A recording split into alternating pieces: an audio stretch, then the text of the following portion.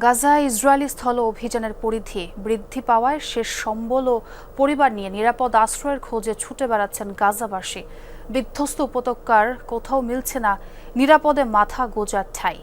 তেল আবিবের বাধায় প্রায় বন্ধ ত্রাণ সরবরাহ। মুহুর্মুহু বোমার গোলাবর্ষণে বেড়েই চলেছে হতাহতের সংখ্যা। যুদ্ধবিরতি চুক্তি নস্যাৎ করে গাজায় স্থল অভিযানের পরিধি বাড়িয়েছে ইসরায়েল। বন্দুক হাতে গাজার সড়কে ইসরায়েলি বাহিনীর টহল। প্রাণ বাঁচাতে বাড়িঘর ছেড়ে দিকবিদিক ছুটছেন অসহায় ফিলিস্তিনিরা। কিন্তু বিধ্বস্ত গাজায় কোথায় মিলবে নিরাপদ আশ্রয়?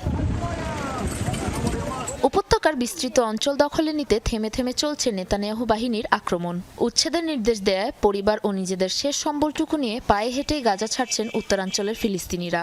স্ত্রী সন্তান নিয়ে মাথা গোঁজার একটু ঠাঁইয়ের খোঁজে ছুটছেন ঘন্টার পর ঘন্টা। ইসরায়েলি সেনাদের অত্যাচারে এই নিয়ে ২০তম বারের মতো নিঃস্ব হয়ে পথে পথে ঘুরছি। কোথায় যাব জানি না। যুদ্ধে আমার স্বামী হারিয়েছি, ছেলে হারিয়েছি, আমাদের বাড়িটাও ধ্বংস করে দিয়েছে তারা। আর কতদিন এভাবে জীবন কাটাবো? আমাদের দয়া করে একটু বাঁচতে দিন।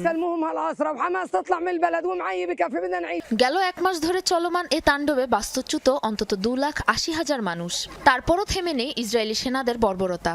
এরই মাঝে প্রায় বন্ধ হয়েছে গাজায় খাদ্য জ্বালানির পাশাপাশি প্রয়োজনীয় ত্রাণ সামগ্রী সরবরাহ। তীব্র সংকটে অসহায় শরণার্থীরা।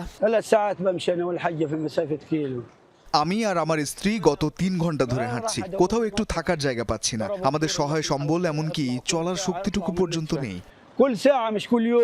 গাজা উপত্যকার বড় একটি অংশ দখল করে তা নিরাপদ অঞ্চলে অন্তর্ভুক্ত করার পরিকল্পনায় আবারও অভিযান চালাচ্ছে তেল আবিব। এ দুঃস্বপ্নের শেষ কোথায় জানা নেই কারো। সাবরিনা নুসরাত, যমুনা নিউজ।